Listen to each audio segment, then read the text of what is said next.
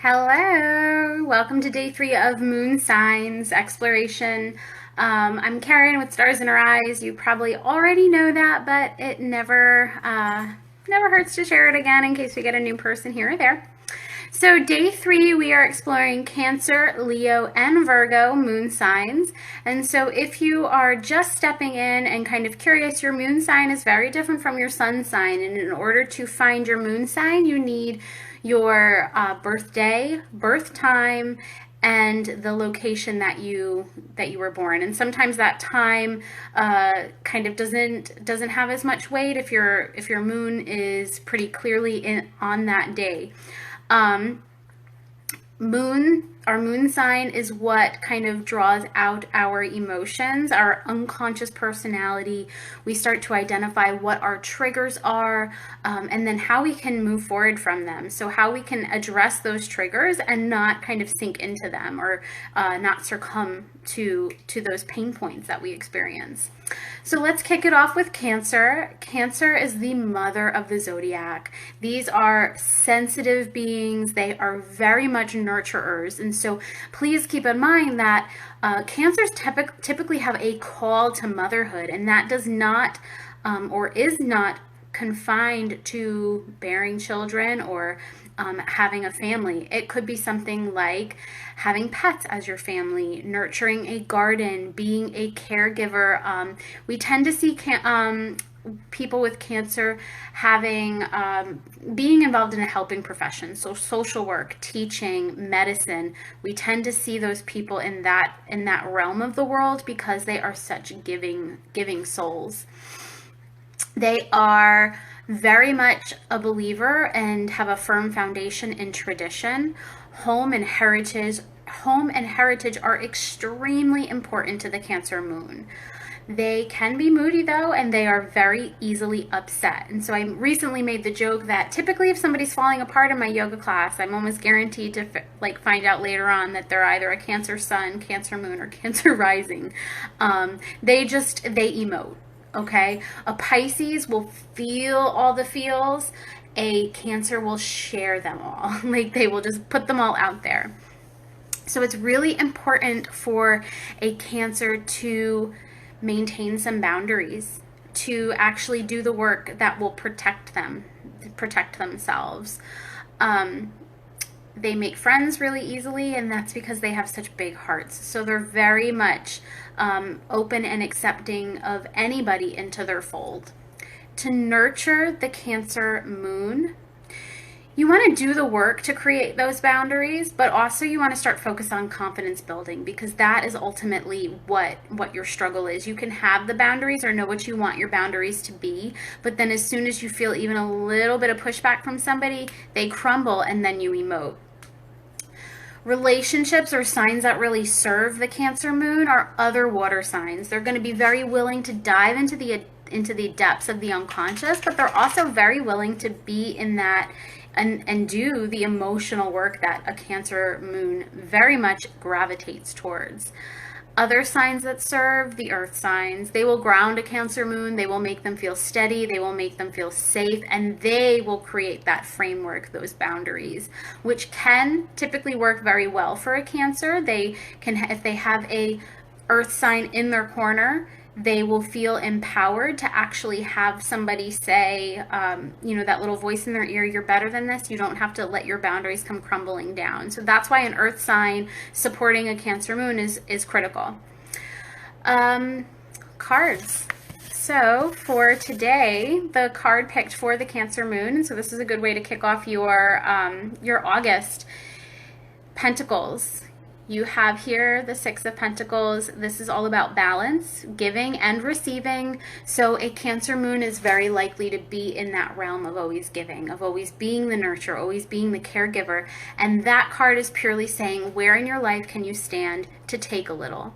Whether that be self-care, where you're just taking time, whether you're actually asking your partner or your family members for some help with stuff around the house, or maybe you're telling your partner, hey, I really need to be treated to a nice meal this week, so let's go out to dinner.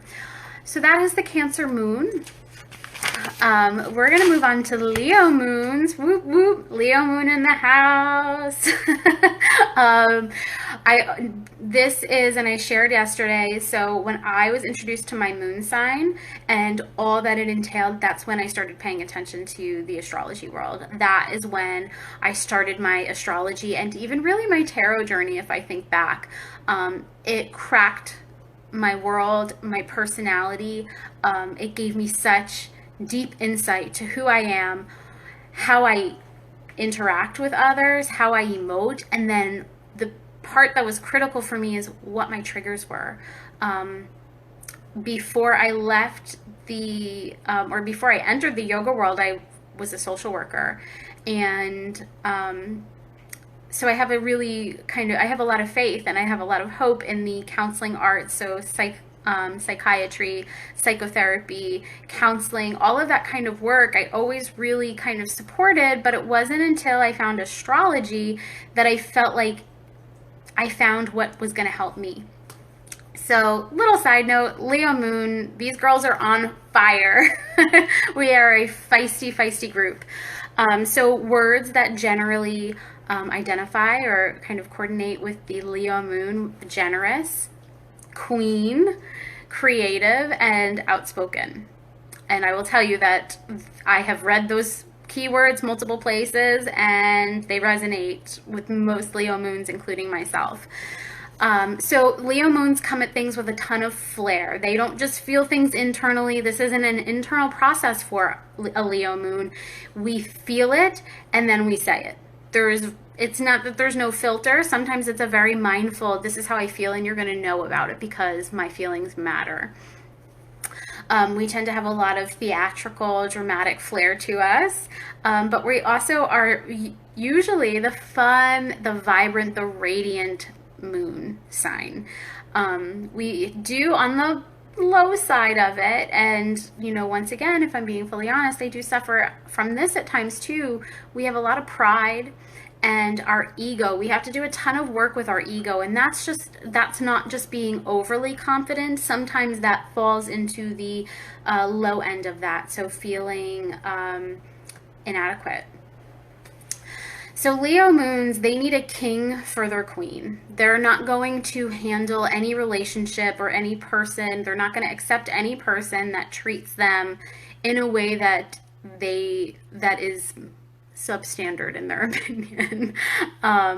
So Leo is governed by the sun.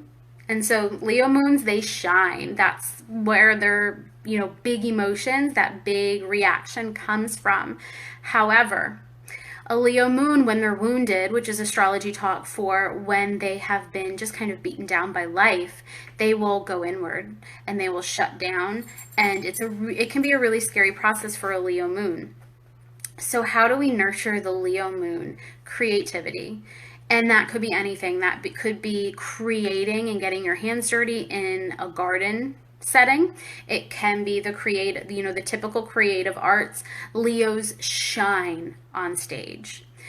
So that could be something like going to karaoke and singing up, shining bright there. It could be telling a joke at a weekly business meeting. It could even be, gathering a group of people and leading them in some kind of story, sharing just a story from your day, or even shining in a teacher role. Leo moons do quite well, although it can be tricky if they work with other fire signs.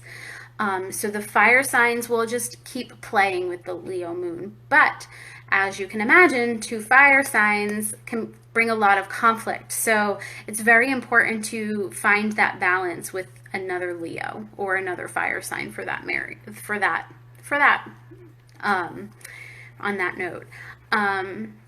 Air signs, they're going to get the Leo out of the doing and actually let them go into their heads and do the thinking that sometimes they resist.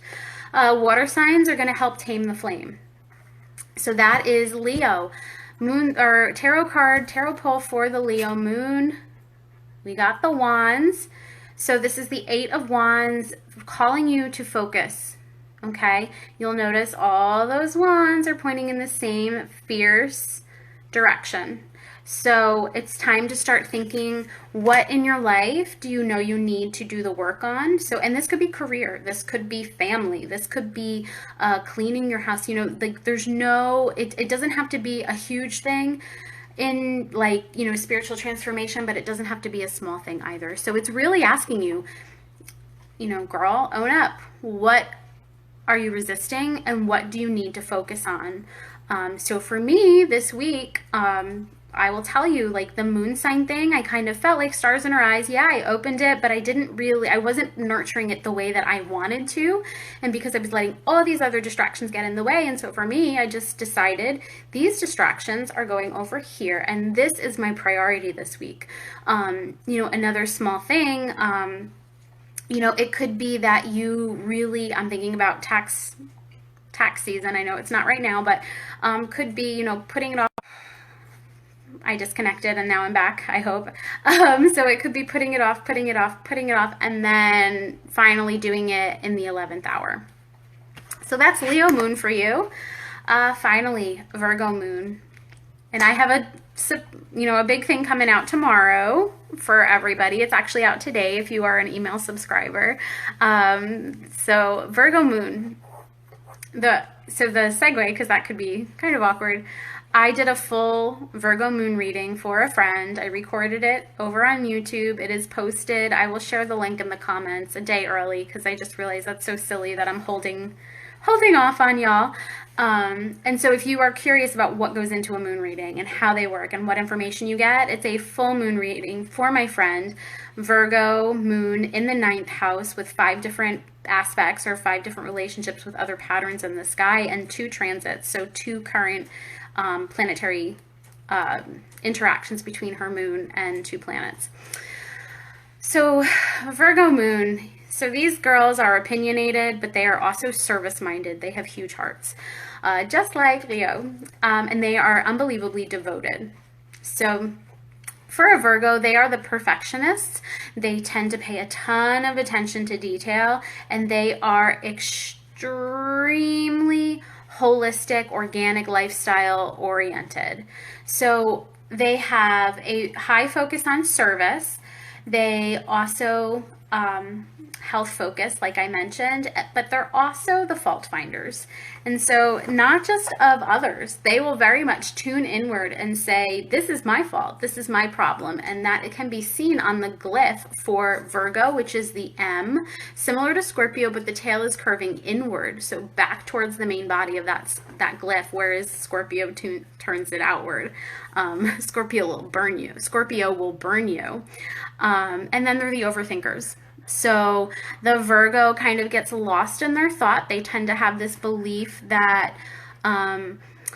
they're never going to get it all right. And sometimes that gets them emotionally wound up, where like they have this striving for perfection. And you and I both know, and even the Virgo knows, perfection is a relative term.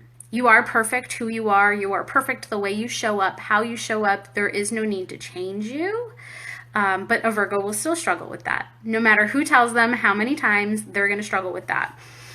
And so we nurture that Virgo moon with practices that have no specific outcome. So yoga is a very process-oriented artwork, or form of spiritual work. If you come and practice with me, I'm constantly saying, it doesn't matter what a pose looks like, it's how it feels. Or, we're looking for progress, not perfection. And so those types of things are what Virgo needs in their life so that they can show up and just be. Other earth signs will continue to help ground you, although sometimes that can be, like all things, it can be a little too much. So they will not challenge you to come out of that perfectionist state. They won't authorize you or encourage you to let go of that one tiny detail that is limiting you from progressing. Water signs are going to move you right along. So they're going to hear you, they're going to reflect back, and you're going to feel really heard by a water sign, but they're also going to bring you with them as they move forward and they move on from it. So I hope you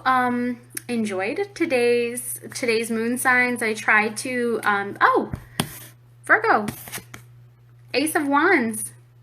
Okay, so that's the right hand of God. That is divine mastery of all the things. So that's all you want to focus on is what can you master? What can you reasonably master? And I think that's such a really cool card considering what we just talked about with Virgo.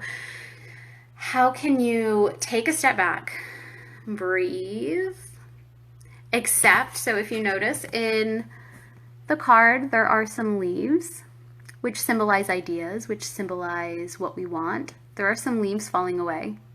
So it's time for you, Virgo Moon, to let things fall away. It's time to focus on what there is that you are really great at, what you don't need to change, what you don't have this desire to be better at, and just kind of come into a state of living, okay? That's an important one for Virgo Moon, because if you don't pressure yourself, or if you don't put that on yourself to stop always working towards a goal, you will never be done. So figure out what you can put to bed, what you can put to rest, and then move on. All right. So, like I was saying, I tried to make this one happen a little quicker because I don't want to take up too much of your time, but I do want to get you all the information and all the right information. If you want to join my email newsletter, you are going to get all the good stuff about a day or two early. I am going to drop my Virgo moon reading in the comments, and I will chat with you guys later. Bye.